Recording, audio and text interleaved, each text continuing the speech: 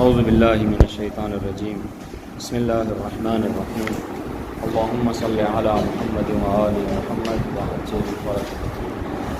درس چہارم یعنی چوتھا درس کہ مضارع مرفوع منصوب، یعنی وہ مضارع جو مرفوع بھی ہوتا ہے اور منصوب بھی ہوتا ہے۔ البتہ دیکھیے خود اس میں علماء کے درمیان یعنی نحویوں کے درمیان میں اختلاف ہے کہ فعل مضارع یا کوئی بھی اسم جو مرفوع ہوتا ہے وہ مرفوع کس وجہ سے ہوتا ہے۔ جیسے زید قائم، ٹھیک ہے، آپ جہاں تک مجرور کی بات ہے، منصوب کی بات ہے، تو اس میں تو آپ کو صاف صاف عامل دکھے گا، ٹھیک ہے، صاف صاف آپ کو عامل دکھے گا کہ اس وجہ سے یہ منصوب ہو گیا ہے۔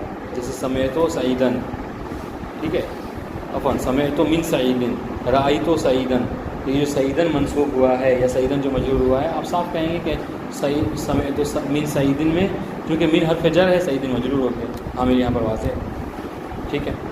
رأیتو سعیدن میں رأیتو فعل و فاعل ہے اور یہ جو اس کو مفعول کی ضرورت تھی، لہٰذا سعیدن جو کیا ہے مفعول بھی ہو گیا۔ لیکن زید قائم جب اعراب کرتے ہیں، ٹھیک ہے، زید قائم، تو زید کو کیا کہتے ہیں؟ مبتدا مرفوع علامت رفع ضمہ۔ یہاں پر اختلاف ہے کہ یہ جو مبتدا آپ کہہ رہے ہیں اور مرفوع کہہ رہے ہیں، یہ مرفوع کیوں ہو گیا؟ اس سے پہلے کوئی عامل ہے؟ تو مشہور نحویوں نے یہ اختیار کیا ہے کہ عامل خود جو کیا ہے ابتدا ہے، عامل خود جو کیا ہے اسم کا شروع میں واقع ہونا ہے۔ زیدن کے جیسے جملے کا شروعات ہو رہی ہے وہی عامل ہے، ٹھیک ہے۔ اب دیکھیے کہہ رہے مضارع جو کیا ہوتا ہے مرفوع بھی ہوتا ہے اور منصوب بھی ہوتا ہے۔ دیکھیں جہاں تک مضارع کے منصوب کی بات ہے، مجزوم کی بات ہے، تو وہ تو آپ کو مل جائے گا عامل۔ ہم پتہ نہیں سمجھ پا رہے ہیں نہیں پا رہے کیا کہنا چاہتے ہیں، دیکھیے لکھیں گے تو بات شاید سمجھ آ جائے آپ کو۔ مارکر کہاں ہے؟ تو لے آئی پھر اس سے کیا سمجھ آ رہا ہے؟ دیکھیے ہم اب تک لفظی طور پر بیان کر رہے ہیں، آئے گا تو انشاءاللہ لکھ دیں گے۔ میں کہنا چاہ رہا ہوں کہ فعل مضارع کی تین حالتیں ہیں، ٹھیک ہے۔ فعل مضارع کبھی مرفوع ہوتا ہے، فعل مضارع کبھی منصوب ہوتا ہے، فعل مضارع کبھی مجزوم ہوتا ہے، ٹھیک ہے۔ یہ سمجھیں گے میری بات تب درس سمجھ میں آئے گا، ورنہ نہیں سمجھ آئے گا۔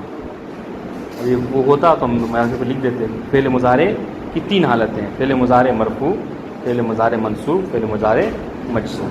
جہاں تک منصوب اور مجزوم کی بات ہے تو یہ تو آپ کو صاف طور پر لفظ میں دکھ جائے گا، ٹھیک ہے۔ جیسے لن ینصرا، تو ینصرا کے آخر میں جو را کے اوپر فتحہ آیا ہوا ہے اور فعل مضارع جو منصوب ہے، یہ کیوں ہے؟ تو آپ صاف طور پر کہیں گے چونکہ حضور اس سے پہلے لن آ گیا ہے، ٹھیک ہے، اور لن حروف ناصبہ میں سے یہ جب داخل ہوتا ہے تو فعل مضارع کو منصوب کر دیتا ہے۔ چلیے بات سمجھ میں آ گئی، نہیں اس کو لکھتے ہیں تو سمجھ میں آئے گا۔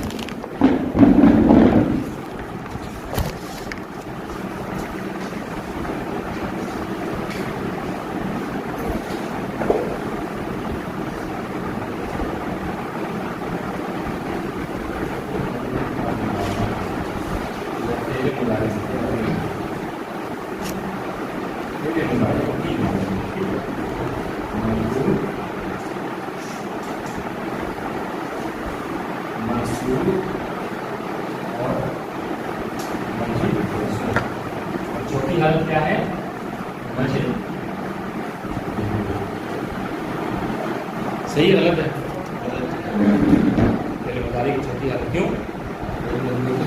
اس لیے کہ فعل جو ہے وہ مجرور نہیں ہے، یہ بس تین حالت ہے، یا تو فعل مضارع مرفوع ہوگا یا منصوب ہوگا یا مجزوم ہوگا۔ مثال دیکھیے ہر ایک، نصرہ سے فعل مضارع ہو گیا ینصر، دیکھیے گا غور سے دیکھیے گا، منصوب کی مثال نہیں ینصر، مجزوم کی مثال لم ینصر، ٹھیک ہے۔ یہ آخری کلمہ آپ ذرا تو غور کریں، ٹھیک ہے۔ تو جہاں تک رہی بات، دیکھیے گا کیا سمجھانا چاہ رہا ہوں، جہاں تک رہی بات فعل مضارع کی منصوب ہونے کی اور مجزوم ہونے کی، تو آپ سے اگر جب پوچھا جائے گا کہ یہاں پر لن ینصر میں فعل مضارع منصوب کیوں ہے، تو جواب آپ کیا دیں گے؟ کیونکہ اس سے پہلے عامل آیا ہے، لن حروف ناصبہ میں سے ہے، اور اس کا عمل یہ کہ جب کبھی یہ فعل مضارع میں داخل ہوتا ہے فعل مضارع کو منصوب کر دیتا ہے۔ تو اس کا جواب بہت آسان ہے، آپ کو لفظ دکھ رہا ہے کہ ینصر منصوب ہے، لیکن کیوں ہے؟ تو اس سے پہلے لگا. ٹھیک ہے, کوئی مشکل نہیں ہے. پھر آپ سے سوال ہوگا کہ آپ لم ینصر اس کو مجزوم کیوں پڑھ رہے ہیں؟ جواب کیا ہوگا کہ چونکہ اس سے پہلے فعل مضارع سے پہلے کیا ہے, حروف جازم آیا ہے. ٹھیک ہے, اور یہ جب کبھی فعل مضارع پہ داخل ہوتا ہے تو کیا کرتا ہے, یہ مجزوم کر دیتا ہے. اس کے بعد مشکل کوئی بات نہیں, چلیے حل ہوگی. مسئلہ کیا ہے یہاں پر ہے, جب آپ سے پوچھا جائے گا کہ فعل مضارع ینصر آپ اس کو مرفوع کیوں پڑھ رہے ہیں, اب یہاں پر کوئی آپ کو اس کے سامنے کچھ ایسا نہیں دکھے گا جس کی وجہ سے آپ کیا کہیں فعل مضارع اس لیے مرفوع. سمجھ رہے ہیں بات واضح ہوئی سب پہ؟ منصوب کے لیے آپ نے کہہ دیا کہ لم اس سے پہلے داخل ہوا ہے وہ نصب کرتا ہے فعل مضارع کو, ناصب فعل مضارع ہے.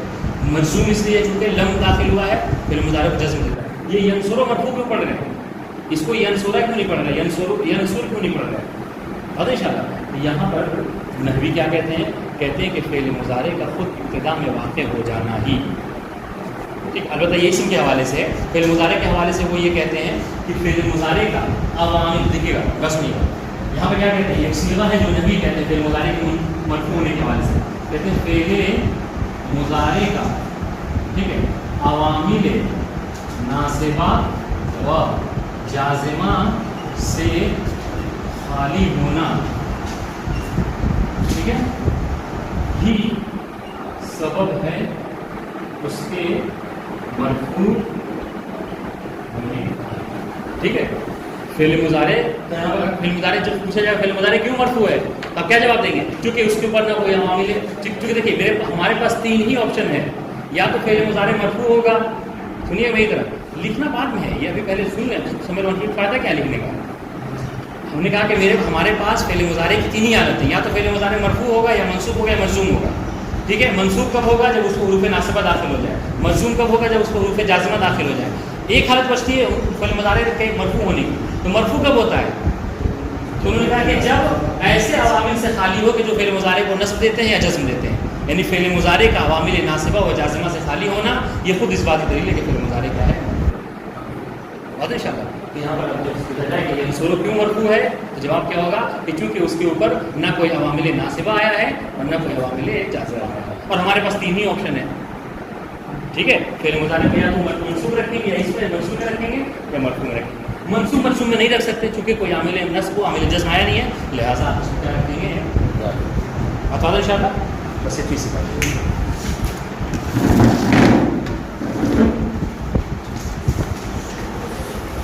ابھی کوئی ہے ایسا جو نہیں سمجھ میں آیا جس کو نہیں ہے, چلیے اچھی بات ہے. یا اللہ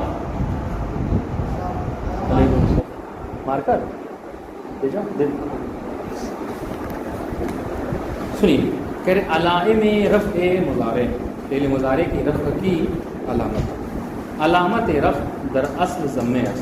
یہ بات ہم اس سے پہلے پڑھ چکے ہیں کہ رفع کی اصلی علامت کیا ہے, ضمہ. اب یہاں پر دیکھیے گا آپ کو اصل اور فرع جو ہم نے بات کہی تھی وہاں پر, اب آپ کو یہاں پر وہ بات مذکور ہوگی, ٹھیک ہے, ملے گی. ہم نے کہا تھا کہ فعل مضارع کی اصل علامت کیا ہے, ضمہ ہے. ٹھیک ہے, اور کبھی کبھی ایسا ہوتا ہے کہ واو جو ہے وہ ضمے کی, دیکھیے وگاہی, سنیے وگاہی نون نیابت از ضمے میں گنا, اور کبھی کبھی ایسا ہوتا ہے کہ نون جو ہے وہ کیا ہوتا ہے, وہ ضمے کی نیابت کرتا ہے. ٹھیک ہے, یعنی کیا مطلب, یعنی یہ کہ نون ہی جو ہے وہ علامت ضمہ ہو جاتا ہے. بس فعل مضارع در حالت رفع دارائے 2 علامت, بس فعل مضارع جو ہے وہ حالت رفع میں اس کی 2 حالتیں, دارائے یعنی رکھنے والا. فعل مضارع حالت رفع میں 2 حالت کو رکھنے والا ہے. ایک حالت کیا ہے, ضمہ, جو اصلی علامت ہے. ٹھیک ہے, کہ فعل مضارع مرفوع ہے, مرفوع ہونے کی نشانی کیا ہے, علامت کیا ہے, کہا ضمہ. یہ کون کون سے صیغے میں, کہا صیغہ نمبر 1, 4, 7, 13 اور 14, اس کے نیچے سب کو لکھا ہوا ہے, ینصرو, تنصرو, تنصرو, انصرو, ننصرو. ان سب میں دیکھیے آخر میں ہر ایک کے کیا ہے, ضمہ موجود ہے.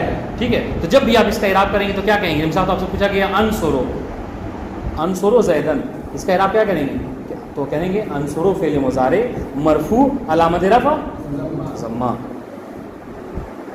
فعل مضارع یا ینصرو فعل مضارع مرفوع علامت رفع ضمہ.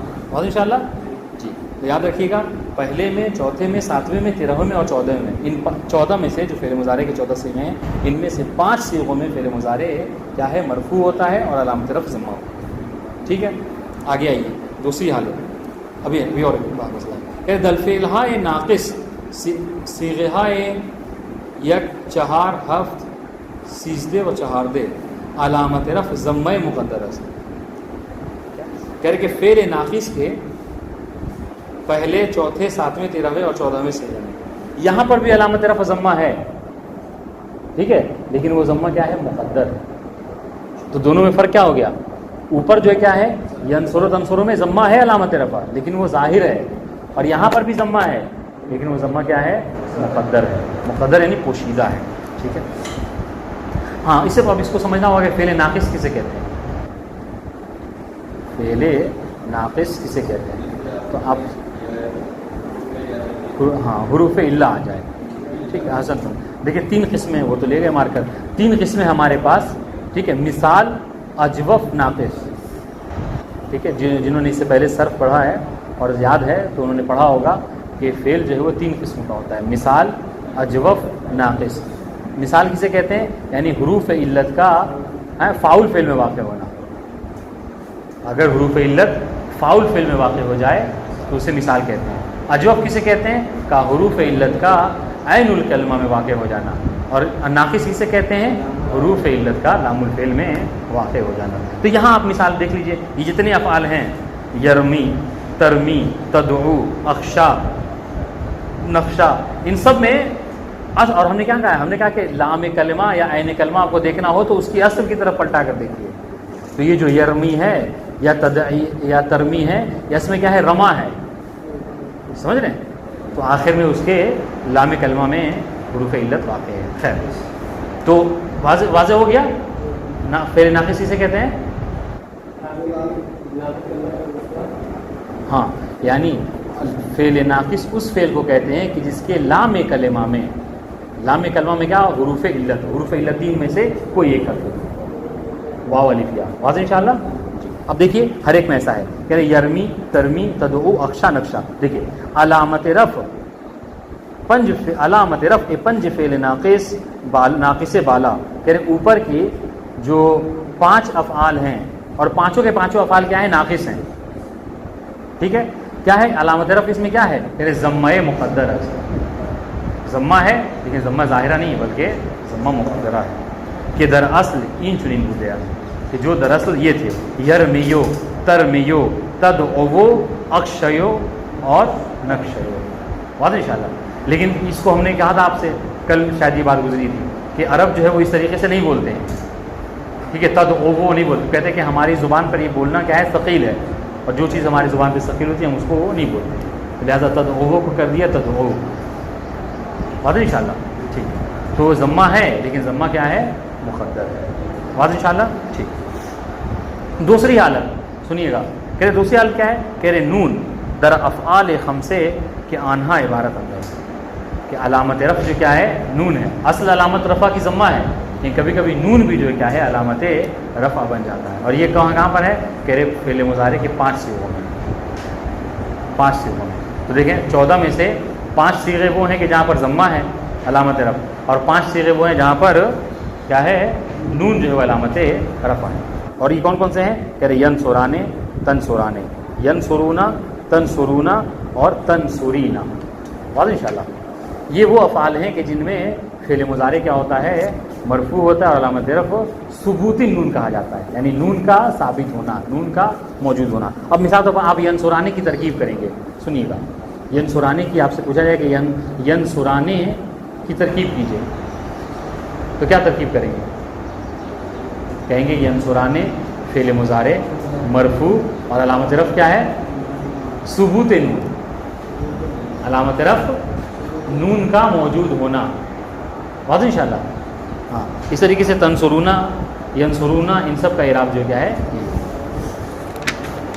بات واضح ہوئی؟ ٹھیک ہے، خود ترکیب کر کے بتا رہے ہیں کیا کہنا چاہ رہے ہیں. کہہ رہے کہ ینصرو فعل مضارع مرفوع علامت رفع عن ضمہ ظاہر است. یہ صیغہ ہے. دیکھیے جب آپ سے پوچھا جائے ینصرو کی ترکیب کی تو ینصرو کی ترکیب کیا ہوگی؟ کہ ینصرو سب سے پہلے فعل مضارع ہے، مرفوع ہے، اور علامت رفع کیا ہے؟ ضمہ ظاہر. آپ صاف طور پر ینصرو را پیش رو پڑھ رہے ہیں. اس طریقے سے نقشہ فعل مضارع مرفوع علامت رفع عن ضمہ مقدر ہے. بات ان شاء اللہ جی. اس طریقے سے تیسرا وہ کہ ینصرونا فعل مضارع مرفوع علامت رفع عن نون است. ٹھیک ہے، علامت رفع عن نون است. میں نے کہا ثبوت نون یعنی نون کا موجود ہونا. ٹھیک ہے. رفع مضارع کہہ رہے ہر گاہ فعل مضارع. اب دیکھیے وہ جو بات ہم نے بھی لکھی ہے اس پہ کہ فعل مضارع مرفوع ہوتا ہے تو کب ہوتا ہے؟ اس کا جواب کیا ہوگا؟ جب کبھی فعل مضارع عوامل نصب و جزم سے خالی ہو فعل مضارع مرفوع. ٹھیک ہے، ہاں جب عوامل ناصبہ و جازمہ فعل مضارع کے اوپر نہ آئے فعل مضارع مرفوع. کہ ہر گاہ فعل مضارع از عوامل نصب و جزم عاری باشد، عاری یعنی خالی باشد. ٹھیک ہے، جب کبھی فعل مضارع عوامل نصب و جزم سے خالی ہو تو کیا ہوتا ہے؟ مرفوع. اس وقت فعل مضارع کیا ہوتا ہے؟ مرفوع ہوتا ہے. مانند ینصرو ینصرانے ینصرونا، تنصرو تنصرانے انصرو ننصرو. ان سب میں دیکھیے کوئی جو ہے کیا ہے علامت نہ علامت نصب داخل ہے اور نہ علامت جزم داخل ہے. بات ان شاء اللہ ٹھیک ہے.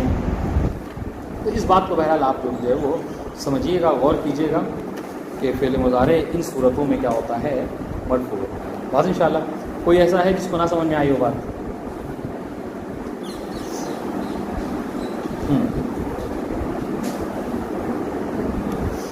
پھر سے ایک بار خلاصہ مطلب بتاتے ہیں. آج ہم نے پڑھا کہ فعل مضارع کی رفع کے متعلق.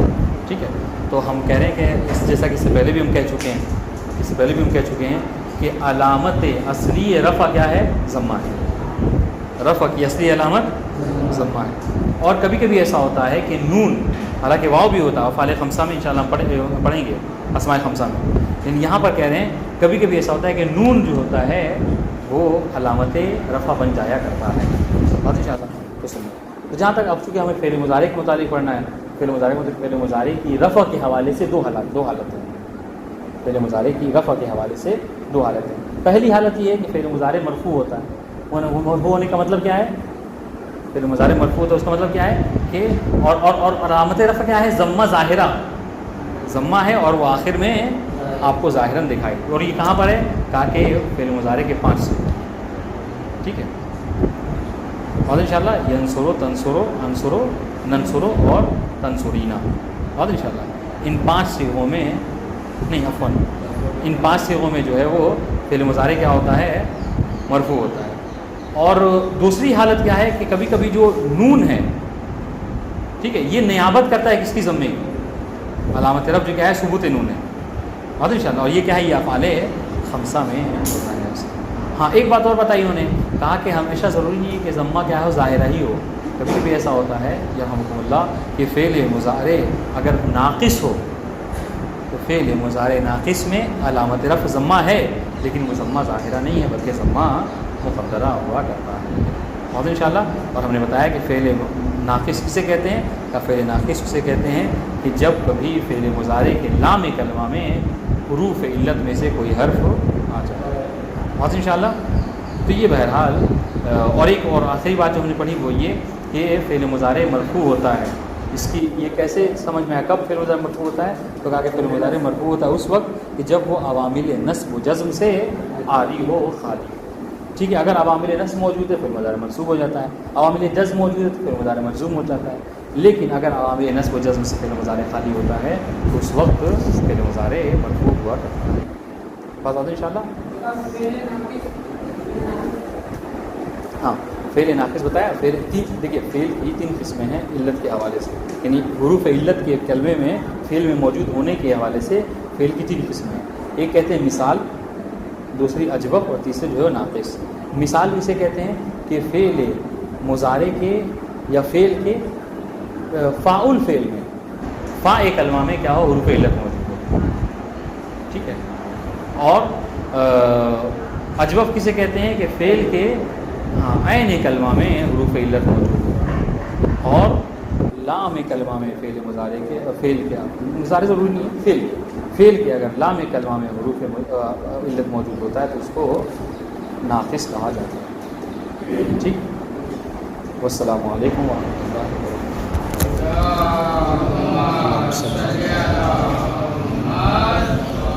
وبرکاتہ.